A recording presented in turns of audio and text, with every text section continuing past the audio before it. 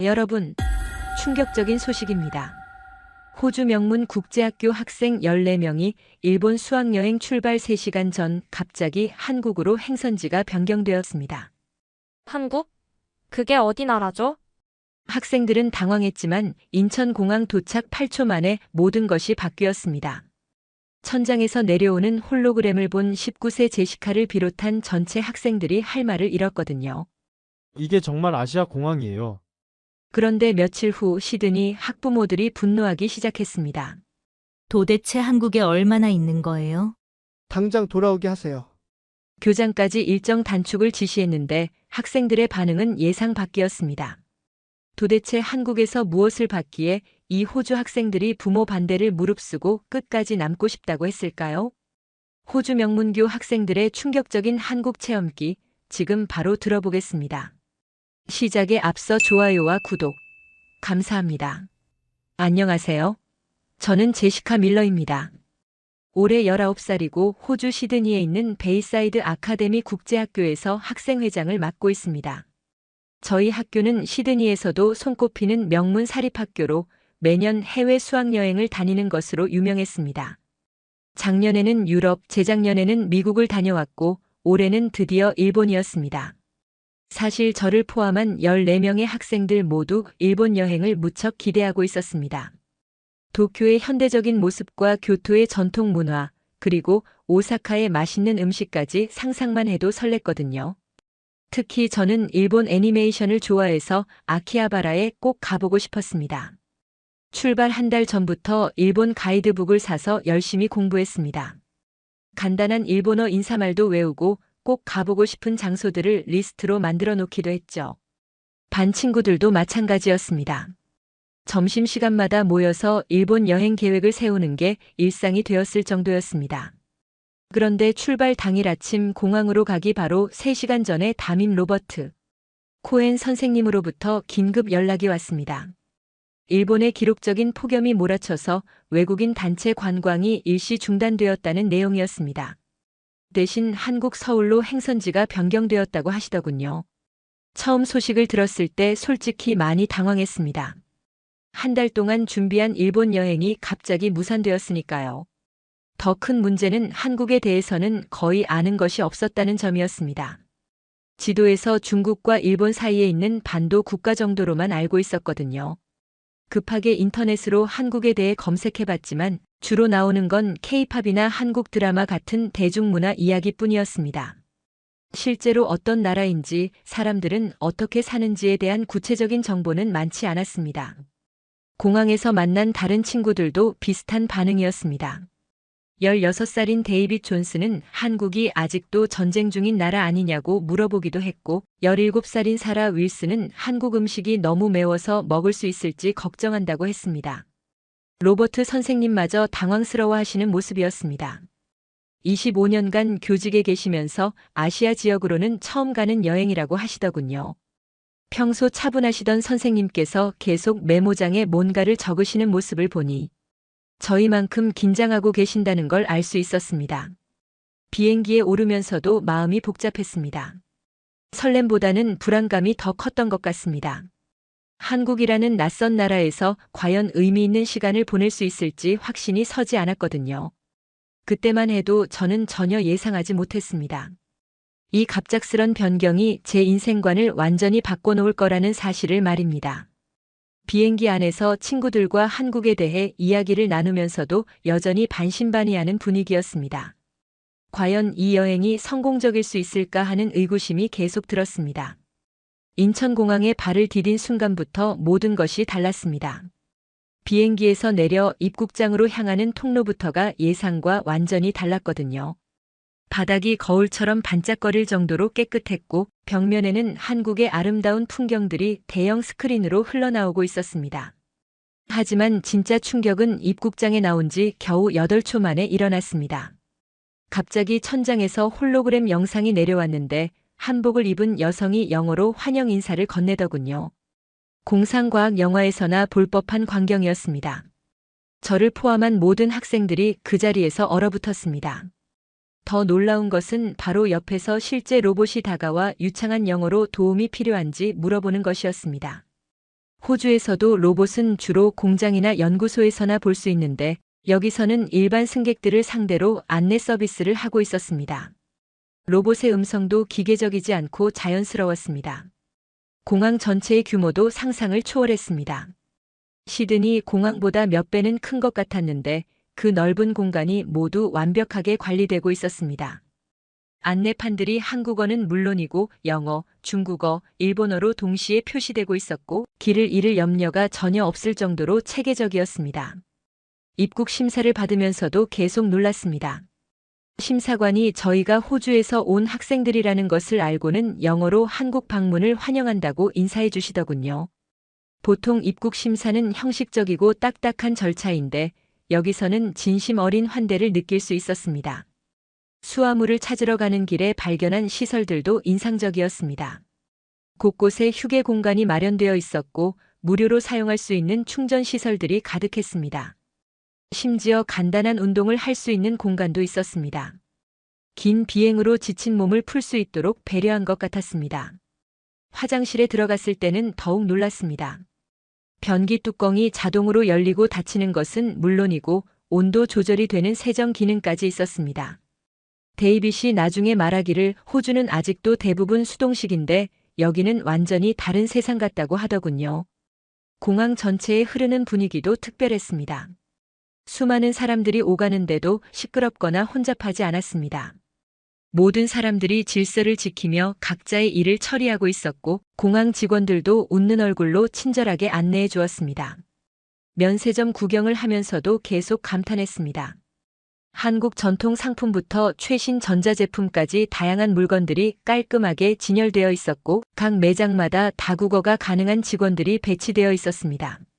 쇼핑을 하지 않더라도 구경만으로도 충분히 즐거웠습니다. 공항에서 나가기 전 마지막으로 들른 정보 안내 센터에서는 서울 관광에 대한 자세한 안내를 받을 수 있었습니다. 직원분이 저희가 학생들이라는 것을 알고 젊은이들이 좋아할 만한 장소들을 따로 추천해 주시기도 했습니다. 단순히 업무적으로 처리하는 것이 아니라 진심으로 좋은 여행이 되기를 바라는 마음이 느껴졌습니다.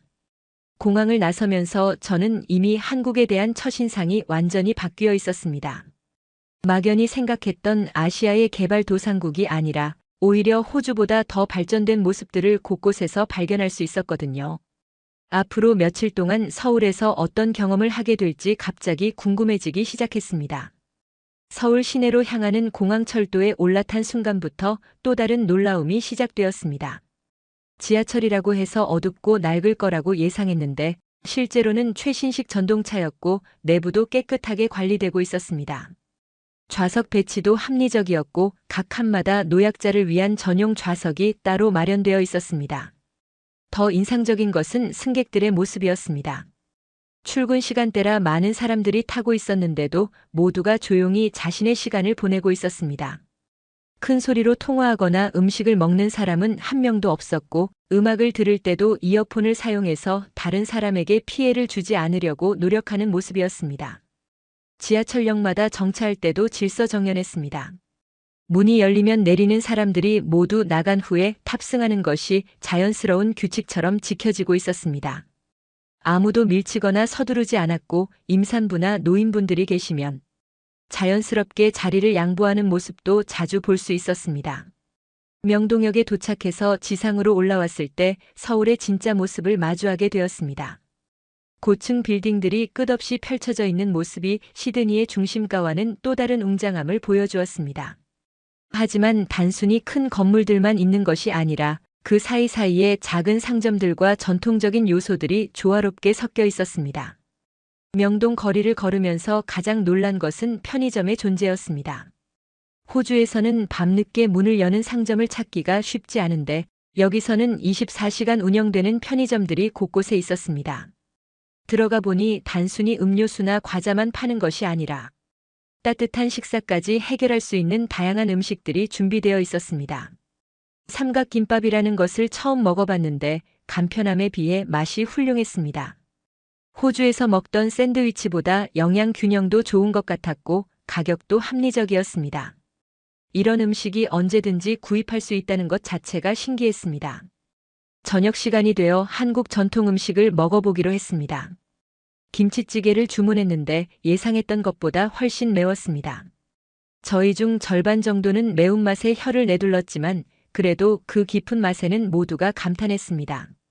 발효 음식 특유의 깊은 풍미가 있었고 몸에도 좋다는 설명을 들으니 더욱 관심이 생겼습니다. 식당에서 놀란 것은 반찬 문화였습니다. 주문한 음식 외에도 여러 가지 밑반찬들이 공짜로 나왔고 부족하면 더 달라고 할 수도 있었습니다. 호주에서는 상상하기 어려운 서비스였습니다. 음식을 아끼지 않고 푸짐하게 대접하려는 마음이 느껴졌습니다. 밤이 되어 거리를 다시 걸어보니 또 다른 모습을 발견할 수 있었습니다. 늦은 시간인데도 많은 사람들이 안전하게 거리를 다니고 있었고 특히 여성들도 혼자서 자연스럽게 활동하는 모습을 볼 수 있었습니다. 가로등도 충분히 밝았고 곳곳에 보안 카메라가 설치되어 있어 치안이 잘 관리되고 있다는 느낌을 받았습니다. 호텔로 돌아가는 길에 새벽 배달을 목격했습니다. 오토바이를 탄 배달원이 치킨을 배달하고 있었는데 밤 11시가 넘은 시간에도 이런 서비스가 가능하다는 것이 놀라웠습니다. 로버트 선생님도 이런 편리함은 호주에서도 찾기 어렵다고 하시더군요. 첫날을 마무리하면서 저는 한국에 대한 생각이 완전히 바뀌어 있음을 깨달았습니다. 단순히 K-팝이나 드라마로만 알려진 나라가 아니라 실생활의 편의성과 안전성에서 세계 어느 나라와 비교해도 뒤지지 않는 곳이었습니다. 둘째 날 아침 일찍 동대문 디자인 플라자로 향했습니다. 건물의 외관을 처음 봤을 때 정말 놀랐습니다. 직선이 하나도 없는 완전한 곡선으로만 이루어진 건축물이었는데 마치 미래에서 온 우주선 같은 느낌이었습니다. 이런 독창적인 건축물이 아시아에 있다는 것 자체가 신기했습니다. 내부로 들어가니 더욱 감탄스러웠습니다. 넓은 공간 전체가 하나의 예술 작품처럼 디자인되어 있었고 곳곳에서 다양한 전시와 문화 행사가 열리고 있었습니다. 단순히 건물을 짓는 것이 아니라 시민들의 문화 생활을 위한 공간으로 만들었다는 것을 알 수 있었습니다. 전시장을 둘러보면서 한국의 디자인 수준에 대해 새롭게 알게 되었습니다. 전통적인 요소와 현대적인 감각이 절묘하게 조화를 이루고 있었고 실용성과 아름다움을 동시에 추구하는 철학이 느껴졌습니다. 이런 것들이 K-팝이나 드라마 뒤에 숨어있는 한국의 진짜 실력이라는 생각이 들었습니다. 점심을 먹으러 들어간 카페에서 또 하나의 놀라운 경험을 했습니다. 대학생으로 보이는 아르바이트 직원이 저희 주문을 받았는데 영어 실력이 정말 뛰어났습니다. 발음도 정확했고 저희가 원하는 것을 정확히 이해해서 추천까지 해주더군요. 호주에서도 이 정도 영어를 구사하는 젊은이들을 찾기 쉽지 않은데 여기서는 일반적인 모습인 것 같았습니다. 더 놀라운 것은 그 학생이 단순히 영어만 잘하는 것이 아니라 한국 문화에 대해서도 깊이 있는 설명을 해줄 수 있다는 점이었습니다. 저희가 궁금해하는 것들에 대해 역사적 배경부터 현대적 의미까지 체계적으로 설명해 주었습니다. 교육 수준이 정말 높다는 것을 실감할 수 있었습니다. 오후에는 청계천을 걸어보았습니다. 도심 한복판에 이런 깨끗한 물길이 있다는 것 자체가 놀라웠습니다.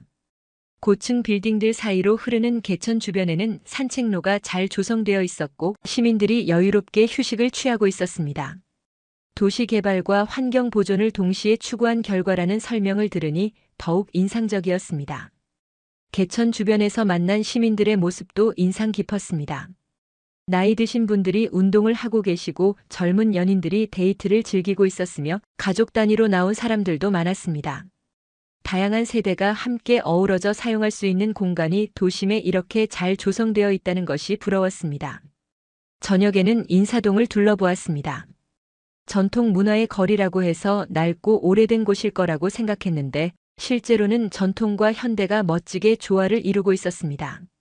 한옥 스타일의 건물들 안에는 현대적인 갤러리와 카페들이 들어서 있었고 전통차를 마시면서 현대 미술 작품을 감상할 수 있었습니다. 전통 공예품 가게들을 둘러보면서 한국 장인들의 솜씨에 감탄했습니다. 도자기, 한지 공예, 금속 공예 등 다양한 분야에서 뛰어난 작품들을 만나볼 수 있었습니다. 단순히 관광객을 위한 상품이 아니라 실제로 사용할 수 있는 실용성까지 갖춘 작품들이 많았습니다. 하루를 마무리하면서 로버트 선생님과 학생들이 모여 오늘의 경험을 나누는 시간을 가졌습니다. 모든 학생들이 한국에 대한 인식이 완전히 바뀌었다고 고백했습니다. 선입견을 가지고 왔던 것이 부끄럽다는 반응들이 많았고 앞으로 남은 기간 동안 더 많은 것을 배우고 싶다는 의욕을 보였습니다. 셋째 날 아침 로버트 선생님께서 심각한 표정으로 저희를 불러 모으셨습니다. 밤사이 시드니에 있는 학부모들로부터 항해 전화가 여러 통 왔다는 소식이었습니다. 저희가 소셜미디어에 올린 한국 여행 사진들과 글들을 보고 우려를 표한 것이었습니다. 특히 데이빗의 아버지께서 가장 강하게 반발하셨다고 했습니다. 자기 아들이 한국을 지나치게 찬양하는 글을 올렸다며 서구 문화가 더 우월한데 왜 아시아 문화를 그렇게 높이 평가하느냐고 따지셨다고 했습니다. 심지어 당장 호주로 돌아오게 해달라는 요구까지 하셨다고 하더군요. 사라의 어머니도 비슷한 반응이었습니다. 딸이 한국에서 찍은 사진들을 보니 마치 한국이 호주보다 더 발전된 나라인 것처럼 묘사하고 있다며 이런 식으로 여행을 계속할 필요가 있느냐고 문의하셨다고 했습니다. 아이가 객관적 판단력을 잃고 있는 것 같다는 우려까지 표현하셨다고 하더군요. 가장 충격적이었던 것은 제 부모님의 반응이었습니다. 평소 개방적이고 이해심이 많으시다고 생각했던 부모님께서도 제가 올린 글들을 보고 걱정하신다는 것이었습니다. 한국을 너무 이상화하고 있는 것 아니냐며 균형 잡힌 시각을 가져야 한다고 조언하셨다고 로버트 선생님께서 전해주셨습니다. 더 심각한 문제는 학교 차원에서도 압박이 들어왔다는 점이었습니다. 베이사이드 아카데미 교장 선생님께서 로버트 선생님에게 직접 연락을 하셨는데 학부모들의 항의가 계속 들어오고 있어서 여행 일정을 단축하는 것을 검토해달라고 요청하셨다고 했습니다. 로버트 선생님께서는 저희에게 솔직하게 상황을 설명해 주셨습니다. 학부모들의 우려를 이해할 수 없는 것은 아니지만 저희가 실제로 경험하고 있는 것들이 거짓이나 과장이 아니라는 점도 분명하다고 하셨습니다. 하지만 교육자로서 학부모들의 의견을 무시할 수도 없는 상황이라고 고민을 털어놓으셨습니다. 학생들 사이에서는 당황스럽다는 반응이 대부분이었습니다. 저희가 직접 보고 경험한 것들을 진실하게 기록했을 뿐인데 왜 그것이 문제가 되는지 이해할 수 없다는 의견들이 많았습니다. 특히 데이빗은 자기 아버지의 반응에 대해 실망감을 감추지 못했습니다. 사라는 눈물까지 보이며 자신의 감정을 표현했습니다. 처음으로 다른 문화를 편견 없이 경험할 수 있는 기회였는데 어른들이 그 기회를 빼앗으려 한다는 것이 억울하다고 했습니다. 한국에서 보고 느낀 것들이 자신의 세계관을 넓혀주고 있는데 왜 그것을 막으려 하는지 모르겠다고 하더군요. 점심시간에 학생들끼리 따로 모여서 이야기를 나누었습니다. 모두들 부모님들의 반응에 대해 서운함을 표현했지만 동시에 이해하려고 노력하는 모습도 보였습니다. 어른들 입장에서는 자녀들이 갑자기 낯선 문화를 극찬하는 것이 걱정스러울 수도 있다는 점을 인정했습니다. 하지만 저희가 한국에서 경험한 것들은 단순한 호기심이나 일시적인 감정이 아니라는 점을 강조하고 싶었습니다. 체계적인 도시 시스템, 높은 시민의식, 뛰어난 기술력, 전통과 현대의 조화 등은 객관적으로 평가할 수 있는 부분들이었거든요. 결국 저희는 로버트 선생님께 부탁드리기로 했습니다. 하루만 더 시간을 달라고 그동안 저희가 정말 균형 잡힌 시각으로 한국을 바라보고 있는지 스스로 점검해 보겠다고 말씀드렸습니다. 그리고 부모님들께도 저희의 진심을 전달할 기회를 달라고 요청했습니다. 로버트 선생님께서는 저희의 진지한 태도를 보시고 하루 더 기다려보겠다고 하셨습니다. 하지만 그 기간 동안 정말로 객관적이고 균형 잡힌 관점에서 한국을 바라보라고 당부하셨습니다. 그날 밤 저는 지금까지의 경험들을 차근차근 돌아보며 과연 저희가 너무 감정적으로 반응한 것은 아닌지 스스로 질문해 보았습니다. 그날 밤 학생들끼리 모여서 진지한 대화를 나누었습니다. 부모님들과 학교의 우려가 정당한 것인지 아니면 저희가 경험한 것들이 정말로 객관적인 현실인지에 대해 깊이 있게 토론했습니다. 감정적으로 반응하지 말고 사실의 근거에서 판단해 보자는 것이 저희의 결론이었습니다. 다음 날 아침 일찍부터 저희는 체계적으로 한국 사회를 관찰하기 시작했습니다. 지하철역에서 러시아워 시간대의 승객들 행동을 유심히 지켜보았습니다. 정말로 모든 사람들이 질서를 지키는지 아니면 저희가 처음 며칠 동안 우연히 좋은 모습들만 본 것인지 확인해 보고 싶었습니다. 1시간 넘게 관찰한 결과는 명확했습니다. 수천 명의 사람들이 오가는 상황에서도 밀치거나 새치기 하는 사람은 한 명도 없었습니다. 전동차가 도착하면 내리는 사람들이 완전히 나간 후에 탑승하는 것이 자연스러운 문화로 정착되어 있었습니다. 이것은 우연이 아니라 사회 전체의 시스템이었습니다. 거리의 청결 상태도 다시 한번 점검해 보았습니다. 명동, 홍대, 강남 등 다양한 지역을 돌아다니면서 쓰레기가 얼마나 있는지, 시설들이 어떻게 관리되고 있는지 세심하게 살펴보았습니다. 어느 지역을 가더라도 일정한 수준 이상의 청결함이 유지되고 있었고, 이것은 단순히 청소를 잘해서가 아니라 시민들 스스로가 더럽히지 않으려고 노력하기 때문임을 알 수 있었습니다. 편의점과 카페에서 서비스 수준도 재점검했습니다. 여러 곳을 돌아다니면서 직원들의 태도와 서비스 질을 비교해 보았는데 대부분의 곳에서 일정 수준 이상의 친절함과 전문성을 경험할 수 있었습니다. 특히 영어 구사 능력은 정말로 인상적이었습니다. 단순히 몇 개 단어를 아는 수준이 아니라 의사소통에 전혀 문제가 없을 정도였습니다. 기술 인프라도 더 자세히 살펴보았습니다. 지하철 안에서 인터넷 속도를 측정해보고 다양한 결제 시스템을 직접 사용해보았습니다.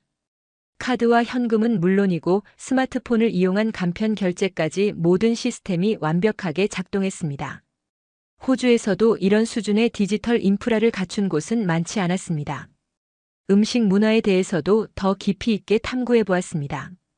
값비싼 레스토랑이 아닌 일반 서민들이 이용하는 식당들을 찾아가서 음식의 질과 가격을 비교해 보았습니다.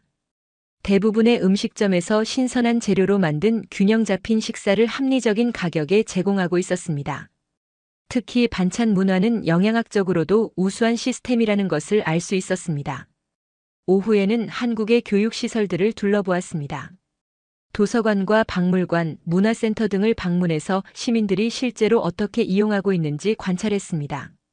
모든 시설이 시민들에게 무료 또는 저렴한 비용으로 개방되어 있었고 이용하는 사람들의 수준도 높았습니다. 단순히 시간을 보내는 곳이 아니라 진짜 학습과 문화 활동이 이루어지는 공간들이었습니다. 저녁에 다시 모인 저희는 하루 종일의 관찰 결과를 정리했습니다. 처음 며칠 동안 받은 인상들이 과장된 것이 아니라는 확신을 얻을 수 있었습니다. 오히려 더 자세히 들여다볼수록 한국 사회의 체계성과 효율성이 더욱 명확하게 드러났습니다. 데이빗이 먼저 입을 열었습니다. 자신의 아버지께서 서구 문화의 우월성을 강조하셨지만 실제로 한국에서 경험한 것들은 서구의 장점들을 더 발전시킨 모습이라고 생각한다고 했습니다. 개인의 자유를 존중하면서도 사회 전체의 조화를 추구하는 방식은 오히려 배울 점이 많다고 덧붙였습니다. 사라도 자신의 생각을 정리해서 발표했습니다. 어머니께서 객관적 판단력을 잃었다고 우려하셨지만 오히려 편견 없이 다른 문화를 경험할 수 있는 기회를 얻었다고 생각한다고 했습니다. 호주에서 아시아에 대해 가지고 있던 선입견들이 얼마나 근거 없는 것이었는지 깨달았다고 하더군요. 저도 제 생각을 나누었습니다. 부모님께서 균형 잡힌 시각을 가지라고 조언해 주셨는데 정말로 균형 잡힌 시각이라는 것이 무엇인지 생각해 보게 되었다고 했습니다. 한국의 장점들을 인정하는 것이 다른 나라를 폄하하는 것은 아니며 좋은 것은 좋다고 말할 수 있는 용기가 필요하다고 생각한다고 말했습니다. 결국 저희는 부모님들과 학교에 저희의 진심을 전달하기로 결심했습니다. 단순히 감정적으로 한국을 좋아하는 것이 아니라 객관적인 관찰과 경험의 바탕에서 평가하고 있다는 점을 분명히 하고 싶었습니다.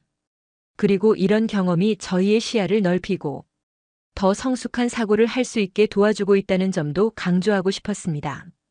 로버트 선생님께 저희의 결론을 보고드리자 선생님께서도 저희의 진지한 태도에 감동하셨다고 하시더군요.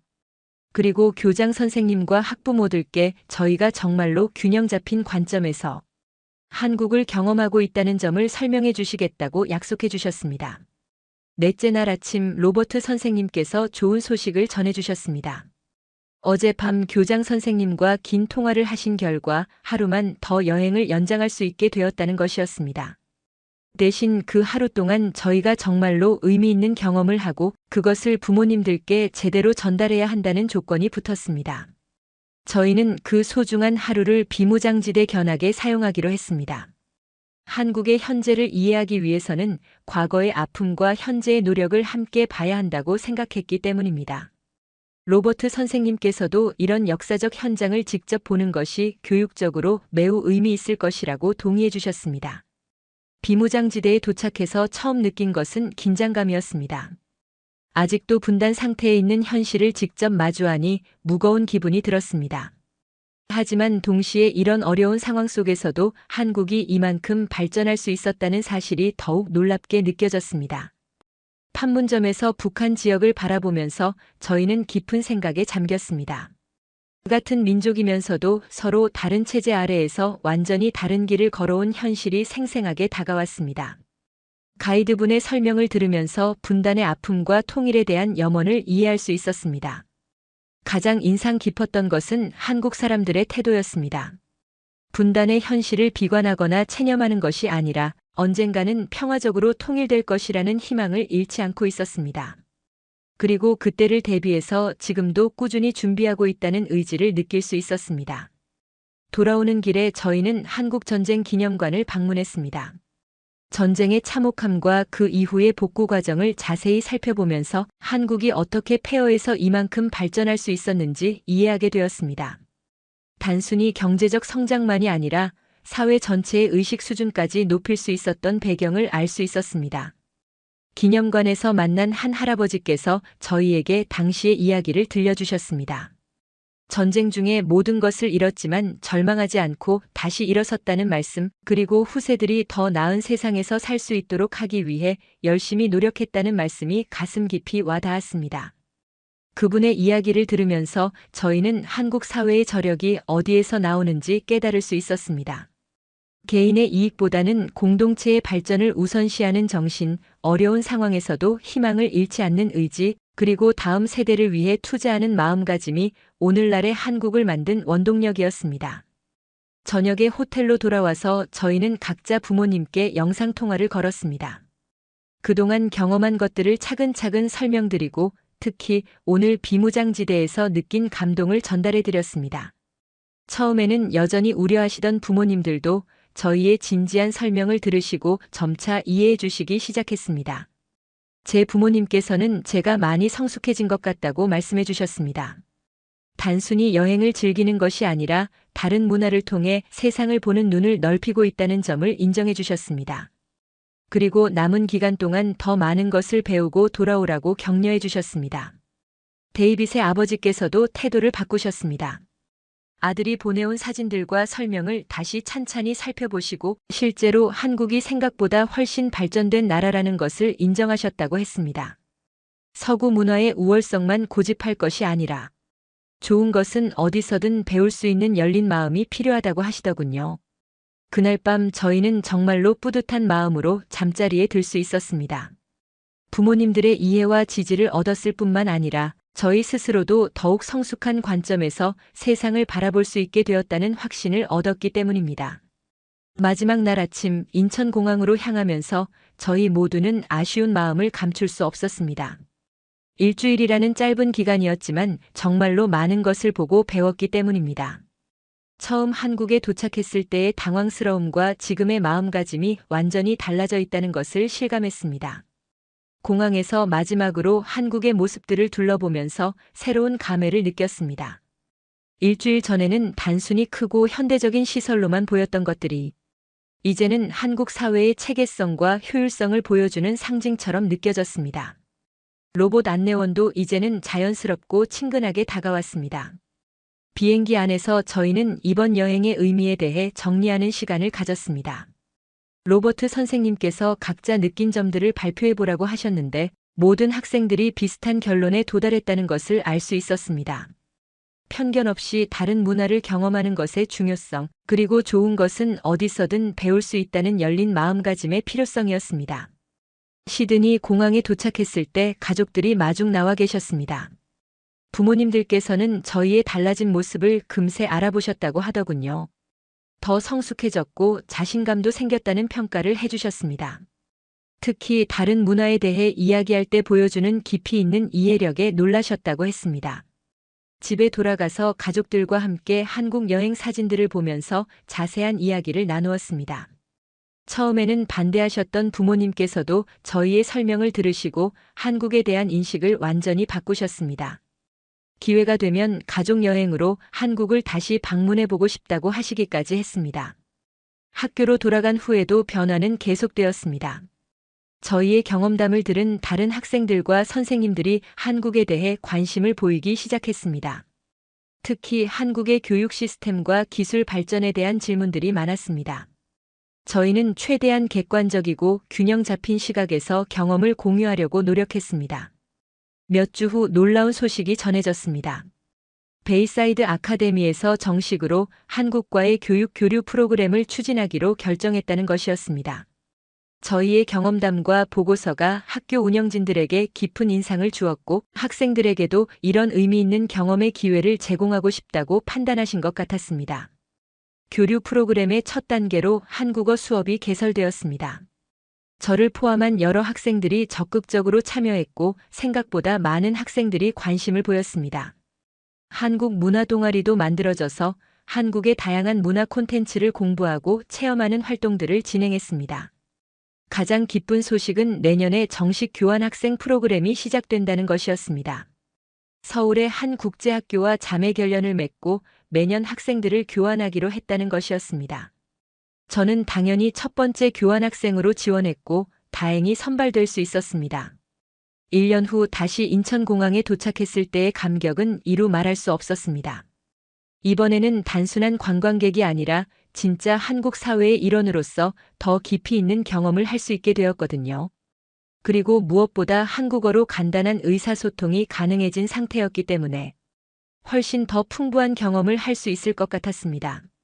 지금 돌이켜보면 그 갑작스러운 여행지 변경이 제 인생의 전환점이었다는 생각이 듭니다. 한국이라는 나라를 통해 세상을 보는 넓은 시각을 갖게 되었고 편견 없이 다른 문화를 받아들일 수 있는 마음가짐을 기를 수 있었습니다. 그리고 무엇보다 진정한 발전과 성숙이 무엇인지에 대해 깊이 생각해 볼 수 있는 기회를 얻었습니다. 오늘 사연은 여기까지입니다. 호주 학생들의 예상치 못한 한국 발견 스토리 어떠셨나요? 사연의 주인공에게 응원의 댓글을 남겨주세요. 지금까지 감동정거장에서 사연 전해드렸습니다. 사연이 마음에 드셨다면 좋아요와 구독 부탁드립니다. 시청해주셔서 감사합니다.